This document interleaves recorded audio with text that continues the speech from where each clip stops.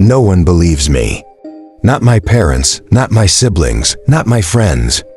I'm a tree surgeon, a healer of the green, a savior of timber. People call me to rescue their dying trees or to cut down the dead ones. It's my passion, a calling I embrace. But the last job, that one haunts me. It started innocently enough. A fragile voice on the line, an elderly woman pleading for help. Her tree was rotten, leaning ominously toward her house. I accepted, promising to come by in a couple of days. Just needed to wrap up another job first. When I arrived, everything appeared normal. A grand house for a frail lady, but if she had earned it, who was I to judge? I parked my van up the long winding driveway and stepped out, my climbing gear clinking in the quiet. But then, a sound shattered the stillness, a cacophony of glass breaking and deep voices clashing, followed by a chilling scream that echoed like a wail from an asylum. I glanced up, catching sight of her through a top-floor window. The old woman was flailing, caught in some unseen conflict. As I took a step forward, her head snapped in my direction. The moment she locked eyes with me, she vanished from view, quicker than I could process. I knocked on the door, a gentle rapping, half concerned for her well-being. "Stay there." She called, her voice quivering with age. I smirked, expecting a slow, frail figure. When she finally appeared, she beckoned me to the back garden. As I entered her home, I was struck by the disarray and nightmare of shattered glass, feces, and the absurd sight of baked beans strewn across the floor. She led me outside, and I feigned ignorance of the chaos, hoping she hadn't noticed my horrified glance. I began my work, needing a groundsman for safety, but he never showed. Frustrated, I started to prune what I could from the ground. Each time I looked back at the house, she was there staring down at me with an unsettling blank expression. 50 minutes passed, and she hadn't moved an inch, that same vacant gaze boring into me. A chill ran down my spine, and I waved, forcing a smile. In response, her laughter erupted, unnatural, stretching her mouth wide, revealing too many teeth. The sound slithered through the air, sending shivers down my spine. Then she began tapping on the window, singing that sickly sweet funny farm song about someone coming to take her away. That was enough. I gathered my gear, vaulting over the side gate, heart pounding as I glimpsed her sitting in the middle of the road, legs crossed, waving like a child at play. I raced home, locking the door behind me, desperate to forget. But that night, as darkness wrapped around me, I began to hear it, the faint echo of her song drifting down my driveway. My friends had heard the tale. I convinced myself it was just a prank. I stormed to the door, flinging it open, and there she was 25 yards away, spoon in hand, singing that ridiculous song. Terror clawed at my insides. I slammed the door, locking it, and stood trembling for what felt like an eternity. Curiosity, however, gnawed at me. I peered through the peephole, heart racing. And there they were, her eyes, wide and unblinking, staring straight back at me, promising that this was just the beginning. I stood there paralyzed, locked in the gaze with her. Fear clutched at my throat. I couldn't look away, terrified that if I did, she might vanish. For what felt like an eternity, we stared at each other. Then, without warning, she lunged at my door, kicking and pounding with all her might. I recoiled, backing away, torn between the urge to confront her and the instinct to flee. My heart raced as I grabbed my phone, dialing the police, but the banging ceased. Cautiously, I approached the door again. She was slowly retreating, a chilling laughter trailing behind her. Since that night, I haven't been able to work. The memory haunts me, twisting in my mind like a relentless shadow. No one believes me, and I doubt I'll ever shake this off. It happened not long ago, when I was just 14. It was the height of summer, and I was spending the night at a friend's house. There were 4 of us that night. Let's call them Jim, James, and Tom. We had just returned from a trampoline park, adrenaline still coursing through our veins. Though it was late, we decided to keep the night alive. I checked my phone. It was 10 p.m. I'd always been cautious about wandering at night, especially in unfamiliar places. But we were a big group. Jim's neighborhood was well lit, and we had our phones. What could go wrong? That was my first mistake. After an hour of strolling through the brightly lit streets, filled with the trivial chatter of teenage minds, we reached the end of the road. There stood a dilapidated metal gate, a jarring contrast to the polished houses around it. Beyond the gate lay an empty stretch of dirt and debris, as if the land was still deciding what it wanted to be. The three of us halted, but Jim, inexplicably drawn, pressed on. "What are you doing, Jim?" I called. "It's just a wasteland." "There's another neighborhood back there," he insisted. I checked my phone again, 11 p.m. My legs, weary from our earlier escapades, protested.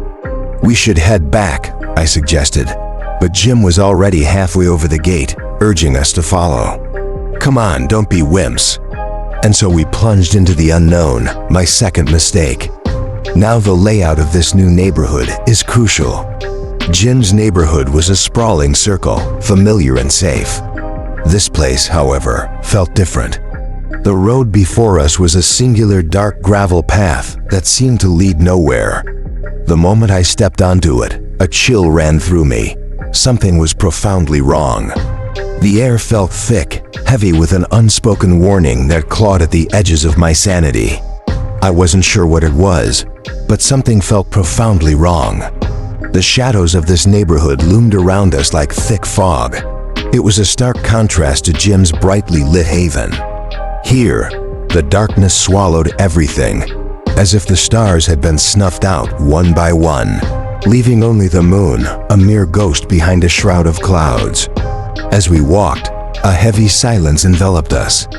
It was an unnatural stillness, as if we were intruding on a hidden realm, stepping into an open crypt where a gravekeeper lurked, waiting for unwelcome guests. The carefree chatter we once shared evaporated, replaced by an oppressive quiet that wrapped around us like a shroud. Then, a flicker of light appeared in the distance, a faint glow that drew us closer. As we walked, a heavy silence enveloped us. It was an unnatural stillness, as if we were intruding on a hidden realm, stepping into an open crypt where a gravekeeper lurked, waiting for unwelcome guests. The carefree chatter we once shared evaporated, replaced by an oppressive quiet that wrapped around us like a shroud. Then, a flicker of light appeared in the distance, a faint glow that drew us closer. As we approached, our anxiety began to ease, revealing a streetlight illuminating the intersection ahead. It cast eerie shadows on the pavement, marking a strange corner that led not into another street, but directly to a solitary house. There were no other homes in sight. The road ended abruptly at that one structure. Intrigued, we exchanged glances, a mix of curiosity and mischief bubbling to the surface. So when Jim suggested we pull a prank on the house, we all nodded in agreement. That was our third mistake. The plan unfolded seamlessly. James, Tom, and I crouched behind the property while Jim stealthily approached the door. Just as his fist met the wood, a light flickered on in the upstairs window. Panic surged through us. It was our cue to scatter. We bolted, adrenaline fueling our escape, our laughter echoing into the night as we retraced our steps. But as we slowed, basking in the thrill of our mischief, a sudden chill slithered down my spine. James stopped, pointing behind us, his voice trembling. "Someone's following us." My heart dropped. I turned, dread pooling in my gut. There, illuminated by the streetlight, stood an old man, a figure out of a nightmare. It struck me then that our wrong turn had been our fourth mistake. The man was disturbingly nude, his body grotesque under the harsh glow. Wrinkles cascaded down his sickly white skin, and his wild, unkempt hair framed a face twisted by a leering smile. His teeth were yellowed and jagged, so vivid I felt them burning into my vision from yards away. He stood still, neck tilted at an unnatural angle, surveying us like prey. We froze, horror rooting us in place. Then, to our relief, he turned and began to walk away. I breathed a small sigh of relief, but it was short-lived. The realization hit me like ice water. He was moving backward, directly toward us. ... Panic exploded. We bolted, every ounce of soreness in my legs forgotten as instinct took over. My mind raced, searching for a plan. Surely this neighborhood circled back to gyms, to safety, to light. But luck was not on our side. Ahead, the road ended in a thick wall of foliage, a wild forest of overgrown plants blocking our escape. We were trapped, surrounded by darkness, with no refuge in sight. The old man's laughter echoed in the night, a chilling reminder that we had ventured far from home, deeper into a nightmare we couldn't escape. At this point, we could hear yelling behind us, a distant, frantic call that sent chills racing down my spine. I couldn't make out the words, but the voice, a woman's perhaps, had a threatening edge that filled me with dread. I glanced back, heart pounding, and saw the man now sprinting toward us, his expression twisted with intent. As we neared the dead end, I noticed the houses still flanking us. A desperate plan formed in my mind. I surged to the front of our group and shouted for everyone to follow me. We dashed toward the last house on the left, keeping an eye on the man, still a few houses away. I led us into the backyard, where tall pine trees loomed like sentinels. "Who's up?" I whispered urgently, and we all complied. From our vantage point, we could peer between the houses to catch a glimpse of the road he was on. "Okay," I breathed, adrenaline coursing through my veins. "We'll wait here. As soon as he passes, we bolt back to Jim's." Everyone nodded, eyes wide with fear, and we settled into tense silence. Not 2 minutes later, a shiver snaked down my spine. The voice echoed again, now disturbingly close. "You want to come out, or do I have to come find you?" It wasn't a woman's voice after all, but a man's. Warped and high-pitched like a twisted, sinister version of Mickey Mouse. Without hesitation, we exploded into a frantic sprint, feet pounding against the ground as we tore through the yard, not daring to look back. We didn't speak a word, didn't stop until we crashed into the safety of Jim's garage, gasping for breath. How had he caught up to us so quickly? The horror of the encounter lingered, unanswered. Why was this man, naked and unhinged, chasing us through the night? One thing was clear: I would never ding-dong ditch again. I lived in a nice neighborhood, nothing extravagant, but new and inviting. Growing up, my best friend Kevin and I were inseparable, exploring every inch of the woods surrounding our homes. On one particular day, we decided to delve into a part of the forest we hadn't yet explored. We started off in familiar territory, goofing around, when something white and dirty caught our attention. As we got closer, it revealed itself to be large, rusted metal, twisted and jutting out of the ground. "Dude, it's a car!" Kevin yelled, sprinting ahead to jump on it. The thrill of discovery swept over him, but I hesitated, unease creeping in. We were definitely on someone else's property, and the last thing I wanted was to be chased off again. We started off in familiar territory, goofing around, when something white and dirty caught our attention. As we got closer, it revealed itself to be large, rusted metal, twisted and jutting out of the ground. "Dude, it's a car!" Kevin yelled, sprinting ahead to jump on it. The thrill of discovery swept over him, but I hesitated, unease creeping in. We were definitely on someone else's property, and the last thing I wanted was to be chased off again. Curiosity got the better of me though, and I pressed on. In the distance, I could just make out the silhouette of a house, sending a fresh wave of apprehension through me. The car, surprisingly intact for its surroundings, had its back left tire sunk deep into the earth, and its convertible top looked like it had been sheared off, almost deliberately. Kevin was already crawling around the car, poking and prodding, and I hesitantly joined him. "Let's see what's in the trunk," he suggested, excitement bubbling in his voice. But how to get in? We had no clue, so we resorted to banging on it with sticks, each thud echoing through the woods. After 5 minutes of futile effort, all we had accomplished was to mar the surface with dents, the thrill of discovery fading into a sense of foreboding. The deeper we dug into this find, the more I felt we were unearthing something better left buried. The woods seemed to close in around us, shadows lengthening, as if warning us to turn back before it was too late. We decided to abandon our futile efforts and think of something else when Kevin spotted a massive rock in the distance. We grabbed it, hoisting it onto the trunk, and took turns dropping it until the metal finally gave way with a sickening crunch. The trunk popped open, releasing a musty odor that hit us like a wall, reminiscent of an elderly relative's forgotten TIC.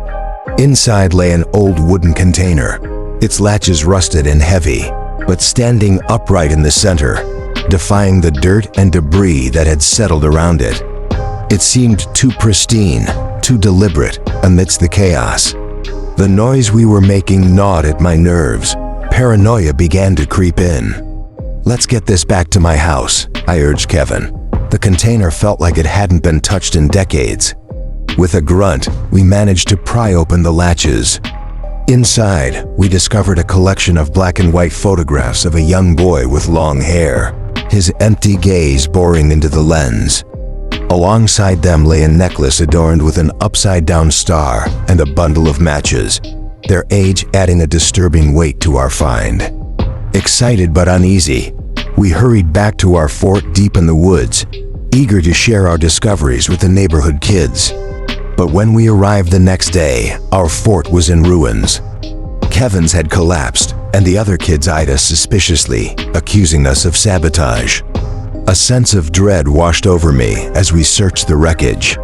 The matches were charred, the photographs strewn about, each one marred by burn holes in the eyes of the boy. I felt a deep chill settle in my stomach. "We didn't do this," I stammered, but confusion gripped the group, leading them to destroy what remained of our fort. We convinced ourselves that someone was playing a cruel prank, stealing our treasures for their own twisted amusement. Weeks passed, and one day Kevin invited me to the gym where he trained. As we climbed out of the van, something caught my eye, a familiar necklace with the upside-down star. Panic surged as I turned to Kevin, our shared memories flooding back. We recounted our tale to his dad, who laughed it off and tossed the necklace down the sewer, assuring us we had nothing to fear. But that night, unease settled over me. I decided to stay at Kevin's, but when we walked back to my house for a game controller, the atmosphere felt thick with something sinister. As I slipped through the garage door, a deep, chilling voice echoed through the darkness. "Welcome home, Josh." I seized my German Shepherd Chance, who stood frozen beside me, and fled in tears, dragging Kevin along. His dad searched the house, but found nothing. But that night, unease settled over me. I decided to stay at Kevin's, but when we walked back to my house for a game controller, the atmosphere felt thick with something sinister. As I slipped through the garage door, a deep, chilling voice echoed through the darkness. "Welcome home, Josh." I seized my German Shepherd, Chance, who stood frozen beside me, and fled in tears, dragging Kevin along. His dad searched the house, but found nothing. Since we'd unearthed that container, strange occurrences had become part of our lives, haunting us. I buried those memories until recently, when Kevin and I rekindled our friendship. One day, while exploring the woods again, we discovered a trail leading deep into the thickets. Now in our 20s, we ventured back to where it all began. After smoking, I returned to my car, reaching into the trunk when my fingers brushed against something familiar. A stack of photographs, untouched, the same boy staring back at me, his eyes devoid of burn holes. Panic flooded my senses, and I felt an anxiety attack grip me as memories rushed back. In a frenzy, we burned the photos and buried the ashes, desperate to sever the ties to that dark past.